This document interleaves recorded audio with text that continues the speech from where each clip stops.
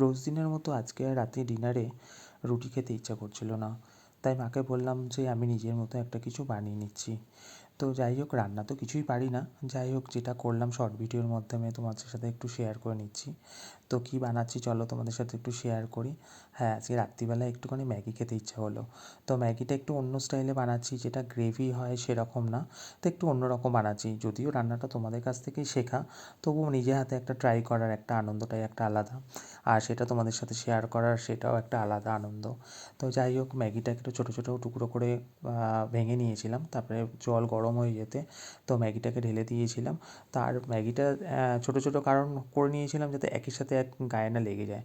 আর হাতে যা সামনে যে উপকরণ ছিল সেই দিয়ে ম্যাগিটা বানিয়েছি। ওই ডিম ছিল, পেঁয়াজ ছিল। তো ম্যাগিটা সিদ্ধ হয়ে যেতে একটুখানি ঢেলে নিলাম, আর একটু ঠান্ডা জল দিয়ে দিয়েছিলাম, বুঝলে তো? কারণ যাতে ম্যাগিটা একের সাথে একটা গায়ে লেগে না যায়, ছেড়ে ছেড়ে যায়। আর ডিমটা ভেজে নিয়েছিলাম, যদিও ওটা তোমাদের ভাজাটা দেখানো হয়নি। এক হাতে করে কি আর সেগুলো সব দেখানো যায়, তাই না? তো যাই হোক, ফ্রিজ খুলে দেখলাম যে ক্যাপসিকামও রয়েছে। তো ভালোই হলো, সোনায় সোহাগা। তো ক্যাপসিকাম দিলে একটু স্মেলটা একটু আলাদা ছাড়ে। তো তেল গরম হয়ে যেতে লঙ্কাটা দিয়ে দিলাম, আর লঙ্কা দিলেই তো বুঝতেই পারছো কীরকম ফাটে। তো আমি একটুখানি ভয় পেয়ে গেছিলাম, একটুখানি দূরে সরে এসেছিলাম। তো যাই হোক, কাটা পেঁয়াজটা একটুখানি দিয়ে দিলাম। দিয়ে এবার আস্তে আস্তে নাড়তে হবে। এবার নাড়তে হবে এমনভাবে যাতে পুড়ে না যায়। হালকা বাদামি রঙ হয়ে গেলে তো তার মধ্যে এবার আস্তে আস্তে ক্যাপসিকামগুলো দিয়ে দিতে হবে।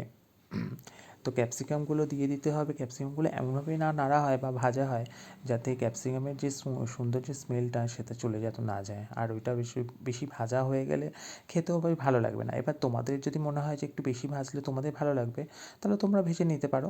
তো আমি একটু হালকা করেই ভেজেছিলাম। তো হালকা করে ভাজার পর এবার আস্তে আস্তে করে এটা ডিমটা দিয়ে দিয়েছিলাম। ডিমটা দিয়ে এবারে নাড়া হচ্ছিল। এবার ওই ডিমটা নাড়তে নাড়তেই তার মধ্যে তোমরা যদি একটুখানি নুন অ্যাড করতে চাও নুন, বা তোমরা যদি কেউ মিষ্টি দিতে চাও তাহলে মিষ্টিও তোমরা দিয়ে দিতে পারো। এবার এই যে সিদ্ধ করা যে ম্যাগিগুলো ছিল, একটু ঝুরঝুরে মতো মাঝে মাঝে একটু নাড়িয়ে নিতে হতো। তো যাই হোক, আমি হাতে করে একটু একটু দিয়ে দিলাম। তো এইটার সবথেকে ভালো হতো কী বলো তো, অল্প অল্প করে দিয়ে ম্যাগিটা দিয়ে একটু একটু করে নাড়ালে সবথেকে ভালো হতো। যদিও আমার একটা হাত ব্লক আছে না, তো বুঝতেই পারছো। তো সেই কারণে একবারেই সবটা পুরোটা ঢেলে দিয়েছি। তো যাই হোক, তোমরা একটুখানি দেখে অ্যাডজাস্ট করে নিও। বুঝতেই পারছো তোমরা যে এক হাতে নাড়ছি, ক্যামেরাটা এদিক ওদিক হয়েও যাচ্ছে। তো যাই হোক, এবার আস্তে আস্তে সব সবজিগুলো ম্যাগির সাথে সব মিশিয়ে নিতে হবে, যাতে দেখতে হবে যে সব সবজিগুলো ডিমগুলো সব যাতে ম্যাগির সাথে ভালোভাবে মিশে যায়। তো আমি যেহেতু দুটো প্যাকেট দিয়ে করেছিলাম, তো দুটো প্যাকেটের মধ্যেই তো মশলা থাকে জানো, আমি এক প্যাকেট মশলা দিয়েছিলাম। তো মশলাটা হালকা হালকা ছড়িয়ে দিলেই ভালো হয়, কারণ একবারে পুরো ঢেলে দিলে কী হয় যে ওইগুলো পুরো জমে যাবে বা পুরো সমানভাবে মিশবে না, এরকম একটা ব্যাপার থাকবে। তো আমিও একটু ছড়িয়ে ছড়িয়ে দিয়েছিলাম। এমনভাবে ভাব করছি মনে হয় যেন কী রান্নায় পটু। তো যাই হোক, তো তোমরা ব্যাপারটা দেখে নিও। তো অল্প অল্প করে মেশালে বেশ ভালোই হবে, ভালোভাবে মিশে যাবে। আর এইটা কী বলো তো, এক্সট্রা করে হলুদ অ্যাড করতে হবে না, মশলাটা এমনই। তো নাড়তে নাড়তে তোমরা বুঝতেই পেরে যাবে যে এই সাদা ম্যাগিটা কীরকম আস্তে আস্তে হলুদ মতো হয়ে যাচ্ছে। তো আর হচ্ছে যে তুমি অল্প তেল দিয়ে এটা তুমি রান্না করে নিতে পারবে।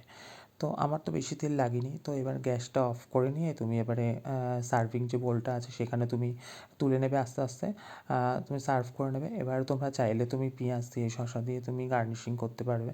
তো আমি যেহেতু একটু চটজলদি করেছিলাম, হাতের কাছে সেরকম কোনো ইনগ্রিডিয়েন্টস ছিল না। তো নেক্সট টাইম যখন করবো নিশ্চয়ই এরকম গার্নিশিং করে আমি দেখিয়ে দেবো, বা সেরকমভাবে সার্ভ করলে তো সবারই একটা খাওয়ার মজাটাই একটা আনন্দ থাকে। ভালোই লাগে, একটা দেখতেও ভালো লাগে আর যে খায় তারও ভালো লাগে। তো যাই হোক, পুরো ভিডিওটা তোমাদের কেমন লাগলো একটু কমেন্টস করে জানিও। ঠিক আছে? ভালো হোক খারাপ হোক তোমরা একটু কমেন্টস করো। টাটা।